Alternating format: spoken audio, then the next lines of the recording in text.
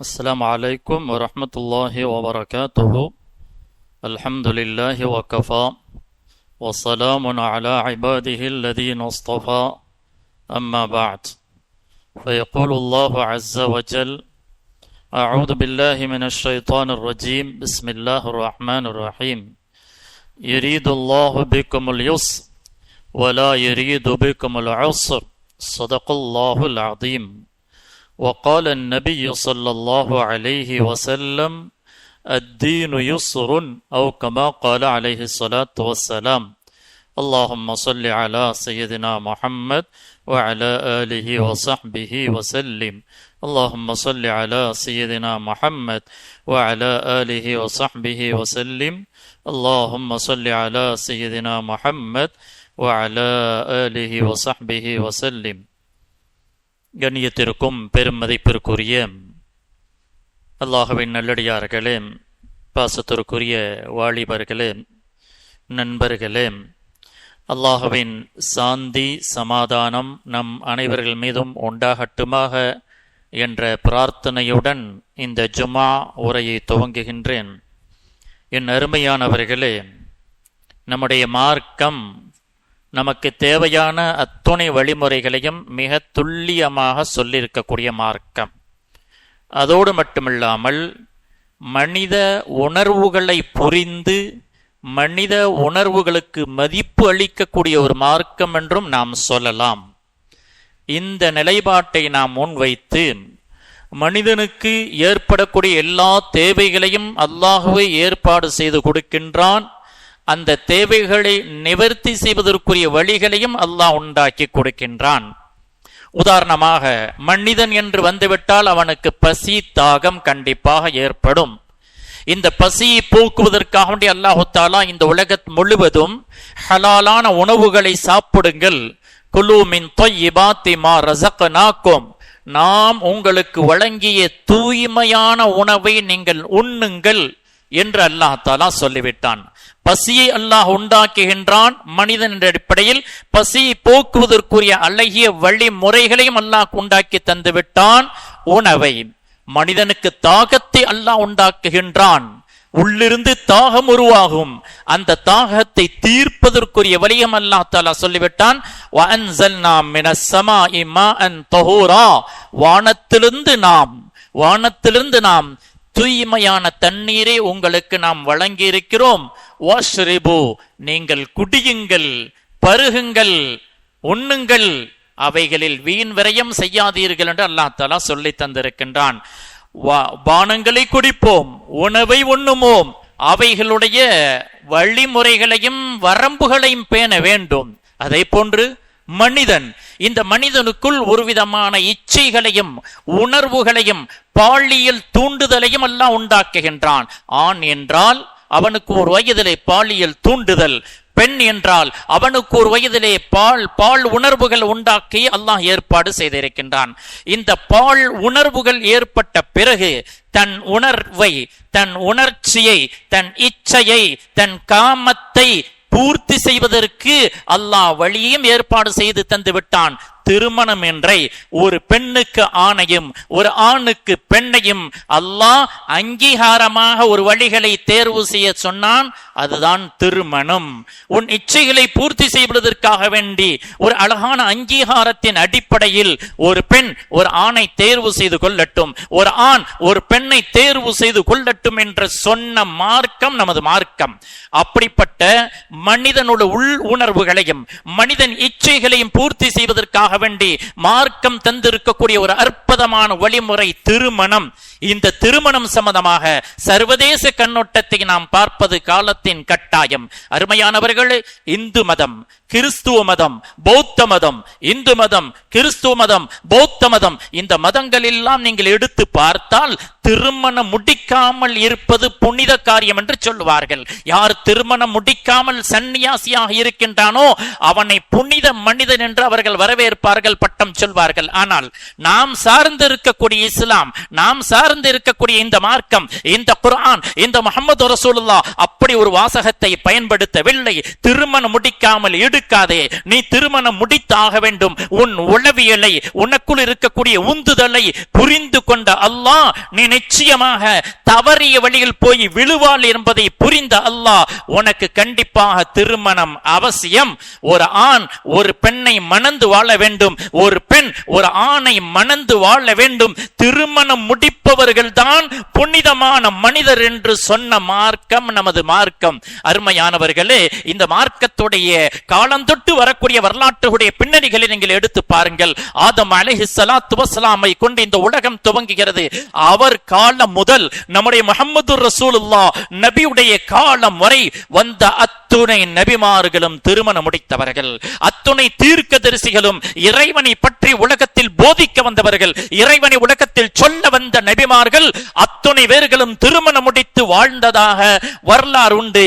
எந்த ஒரு மனிதனையும் நீ திருமணம் முடிக்காமல் வாடக்கூடாது என்று நம்முடைய மார்க்கம் கட்டாயப்படுத்திய ஒன்று. அருமையானவர்களே, வரலாற்றுகளை நீங்கள் பார்க்க வேண்டும், குர்ஆனுடைய போதனைகளை பார்க்க வேண்டும். நம்முடைய மார்க்கம் திருமணத்துக்கு எவ்வளவு முக்கியத்துவம் கொடுத்திருக்கிறது. இது மகத்தான கடமை என்று கூட மார்க்கம் சொல்லுகிறது. நீங்கள் சாதாரணமாக உதறி தள்ளிவிட்டு போய்விட முடியாது.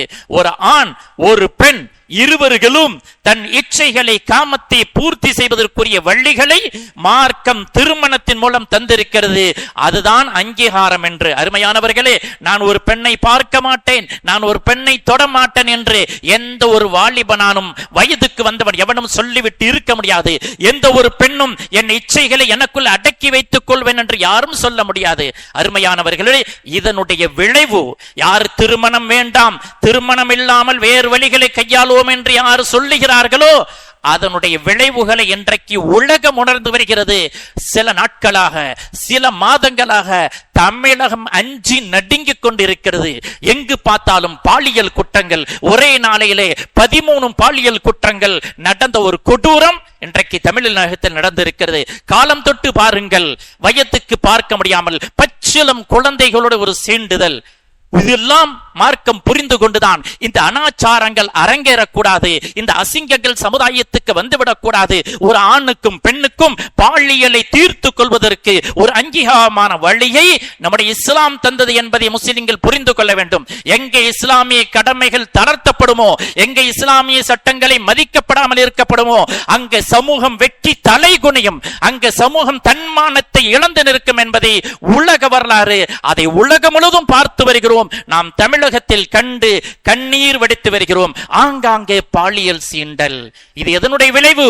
எங்களுடைய இஸ்லாம் சொல்லி இருக்கக்கூடிய திருமணத்தை விட்டதனுடைய விளைவு. அருமையானவர்களே, அந்த திருமணத்தை செய்யக்கூடிய நாம், திருமணத்தை மார்க்கம் போதித்தது, திருமணம் செய்யுங்கள் என்று சொன்னது, திருமணம் செய்தாக வேண்டும் என்று சொன்னது.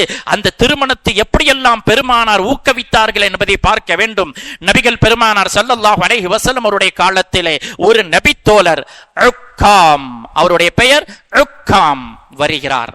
வாலிபராக இருக்கிறார். அவருடைய வாலிபத்துடைய தோற்றம் பெருமானாருக்கு தெரிகிறது. பெருமானார் கேட்டார்கள், என் அருமை தோழா, நீ திருமணம் முடித்துக் கொள்ளவே இல்லையா?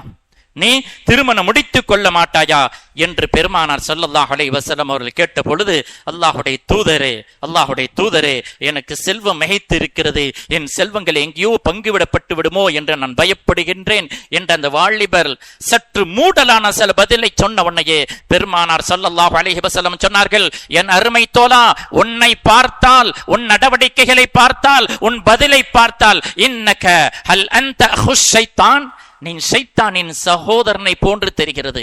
திருமணத்தை தள்ளி போடாதே.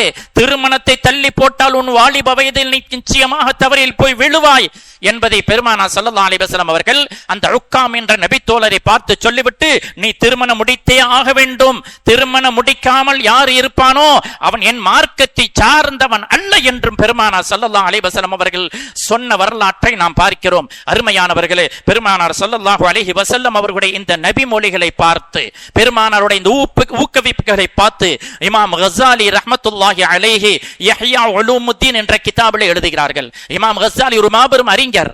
அவர் தன் கிதாபில் எழுதுகிறார், ஒரு மனிதன் திருமணம் முடிக்க மாட்டேன் என்று சொல்லுகிறான் என்று சொன்னால், ஒரு ஆண் நான் திருமணம் முடிக்கல என்று சொல்லுகிறான் என்று சொன்னால், அவனிடத்தில் 2 விடயம் நிச்சயத்தில் ஏதாவது ஒன்று இருக்கும்.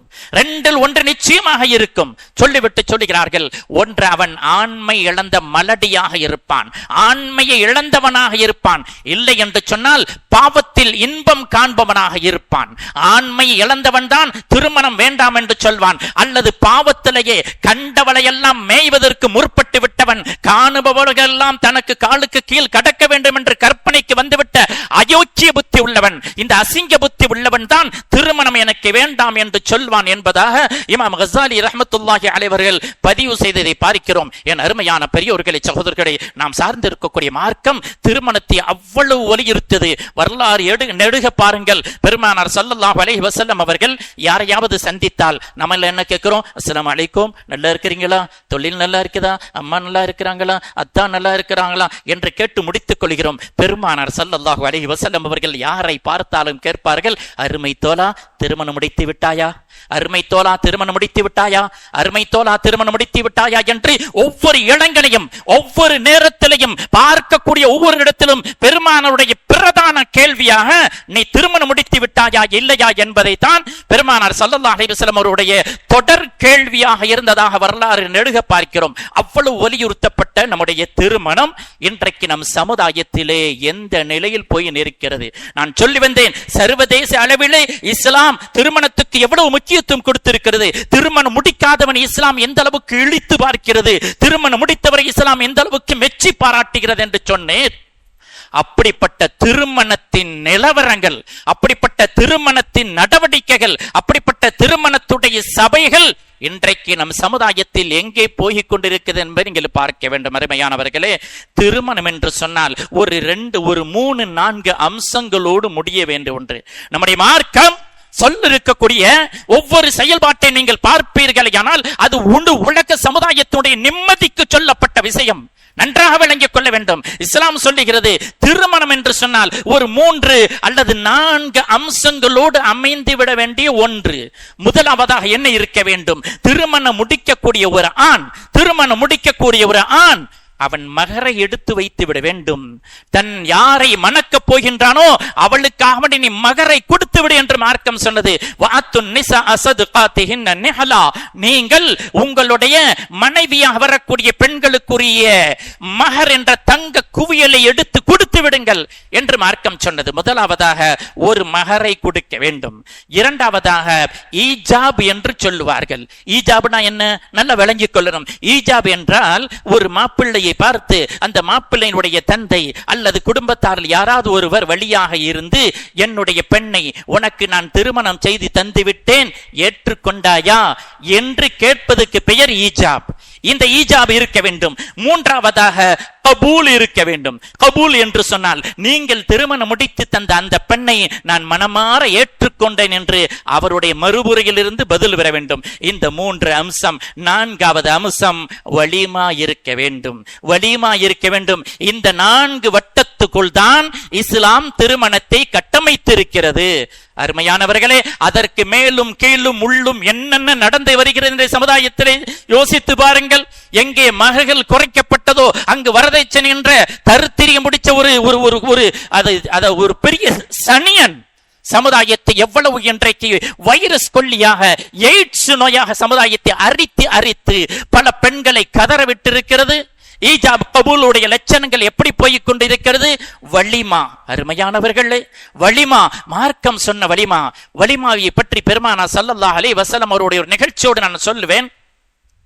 பெருமானார் ஸல்லல்லாஹு அலைஹி வஸல்லத்துடைய காலத்திலே பெருமானாருடைய மஹல்லாவிலே ஒரு மூத்த சஹாபி ஒரு மிகப்பெரிய மில்லியன் பில்லியன் ட்ரில்லியனை நிமிடத்தில் எக்ஸ்போர்ட் இம்போர்ட் பண்ணி கொண்டிருக்கக்கூடிய ஒரு பெரிய வியாபாரி, மில்லியன் பில்லியன் பணங்களை நிமிடத்தில் மாற்றி இறக்கி கொண்டிருக்கக்கூடிய ஒரு மிகப்பெரிய பிசினஸ் மேன் அப்துர் ரஹ்மான் இப்னு அவுஃப் ரலியல்லாஹு அன்ஹு அவர்கள் ரோட்டிலே நடந்து செல்கிறார்கள். ஹஜ்ரத் அனஸ் ரலியல்லாஹு அன்ஹு அவர்கள் சொல்லுகிறார்கள், பெருமானார் ஸல்லல்லாஹு அலைஹி வஸல்லம் அவர்கள் ரஆ அத்தர ஸஃப்ரா இன்த அப்துர் ரஹ்மான் இப்னு அவுஃப், அப்துல் ரஹ்மான் ரோட்ல நடந்து போகும் பொழுது பெருமானார் ஸல்லல்லாஹு அலைஹி வஸல்லம் பார்த்தாங்க. அப்துல் ரஹ்மானோட ட்ரெஸ்ல ஒரு சின்ன சேஞ்ச் இருக்குது. பார்த்துட்டு பெருமானார் கேட்டாங்க, மாஹாதா, அப்துல் ரஹ்மானே, என்ன ட்ரெஸ்ல ஒரு மாற்றம் இருக்குது? இது கல்யாணம் முடிச்சா உள்ள ஒரு மாற்றத்துடைய மாற்றம் போல தெரிகிறது. சொன்னவனே அவர் சொன்னார், இன்னி தஸவ்வஜ்து இம்ரஅத்தன், நான் ஒரு பெண்மணியை திருமணம் முடித்தேன். என்ன சொல்கிறார் பாருங்கள், நான் ஒரு பெண்மணியை திருமணம் முடித்து விட்டேன் யா ரசூலல்லாஹ். பெருமானார் ஸல்லல்லாஹு அலைஹி வஸல்லம் சொன்னார்கள், பாரக்கல்லாஹு லக அவுலிம் வலோ பிஷாத்தின் என்று முடித்து விட்டார்கள். அல்லாஹ் உனக்கு பரக்கத் செய்யட்டுமாக, அல்லாஹ் உனக்கு பரக்கத் செய்யுமாக சொல்லிவிட்டு அவுலிம் வலோ பிஷாத்தின், ஒரு ஆட்டையாவது வைத்து வலிமா கொடுத்துக்கொள் என்று பெருமானார் ஸல்லல்லாஹு அலைஹி வஸல்லம் சொன்னார்கள். யாருக்கு? பல மில்லியன் பில்லியனை நிமிடத்தில் உருட்டி கொண்டிருக்கக்கூடிய பெரிய செல்வந்தர். அவரை பார்த்து பெருமானார் சொல்லுகிறார்கள், ஒரு ஆடையாவது வலிமா கொடுத்துக்கிறங்க போதும் என்று பெருமானார் ஸல்லல்லாஹு அலைஹி வஸல்லம் அவர்கள் சொல்லிவிட்ட நிகழ்ச்சிகளை நீங்க பார்க்கணும். இன்றைக்கு திருமணம் என்று சொன்னால் அழகாக சொன்னார்கள் பெருமானார் ஸல்லல்லாஹு அலைஹி வஸல்லம், அலினுன் நிக்காஹ், திருமணத்தை அறிமுகப்படுத்துங்க. திருமணத்தை அறிமுகப்படுத்தணும். திருமணத்தை அறிமுகப்படுத்துறது திருமணத்துக்கு முன்னாடி ஊடா உலகத்துக்கெல்லாம் சொல்லணுங்கிற கடமை இல்லை மார்க்கம். திருமணத்தை முடிச்சுட்டு கூட ஒரு பள்ளிவாசலில் இருந்து, ஒரு சமுதாய மன்றத்தில் இருந்து, என்னுடைய மகளுக்கு என்னுடைய மகனுக்கு இன்னாரோடு திருமணம் முடித்து வைத்தேன் என்று சொல்லிவிட்டாலும் கூட சமுதாயத்துக்கு தெரிந்துவிடும். நாளை ஒரு ஆண் ஒரு பெண்ணை டூ வீலர்ல வச்சுட்டு போகும் பொழுது உலகம் புரிந்து கொள்ளும், நேத்து அறிவிப்பு செய்தாங்கல்ல அந்த திருமணம் செய்த கூட்டம் தான் என்று புரிந்து கொள்வார்கள். அவ்வளவுதான். மிக லேசாக சொல்லப்பட்ட மார்க்கம். அறிவிப்பு செய்யுங்கள் நிக்காஹை. அது திருமணத்துக்கு முன்பும் செய்யலாம், திருமணம் முடித்தும் செய்யலாம். ஊரில் உள்ள அவ்வளவு பேருக்கும் சொல்லியாக வேண்டிய அவசியம் கிடையாது. அதற்காக வேண்டி சுத்த வேண்டிய அவசியம் கிடையாது. அதற்காண்டி பிரயாசம் எடுக்க வேண்டிய அவசியம் கிடையாது. நம்பர் 1. நம்பர் 2, பெருமானார் ஸல்லல்லாஹு அலைஹி வஸல்லம் அவர்கள் இஸ்லாமிய சமுதாயத்தின் மாபெரும் சாம்ராஜ்யத்தின் தலைவர், அசைக்க முடியாத தளபதி. அந்த பெருமானார் மதீனாவில் இருக்கிறார்கள். அன்றைக்கு மதீனா ஒரு மாபெரும் சிட்டி அல்ல, குக்கிராமங்களிலும் குக்கிராமம், 6 தெருவு, 6 முஹல்லாவில் பெருமானார் வாழ்கிறார்கள். பெருமானாருக்கு தெரியாமல் பெருமானாருடைய உயிர் தொண்டர் அப்துல் ரஹ்மான் அவுஃப் கல்யாணம் முடிச்சாரு. கல்யாணம் முடிச்ச உடனே பெருமானார் கேட்டாங்க, கல்யாணம் முடிச்சிட்டீங்களா? ஆமா யா ரசூலல்லாஹ். பெருமானார் வாழ்த்தை சொல்லிவிட்டு போனார்களை தவிர்த்து எனக்கு சொல்லலையா? எனக்கு சொல்லாம கல்யாணம் முடித்துட்டியா?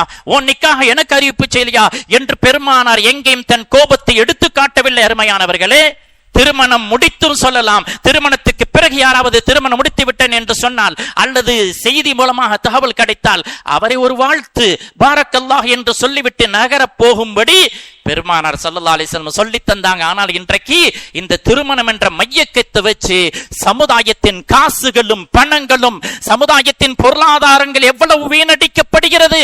திருமணத்துக்கு முன்பு எத்தனை விருந்துகள், திருமணத்துக்கு பிறகு வலிமா என்ற பெயரில் எத்தனை விருந்துகள், எத்தனை ஆடுகள் அறுக்கப்படுகிறது, அங்கே எவ்வளவு ஹராம்கள்.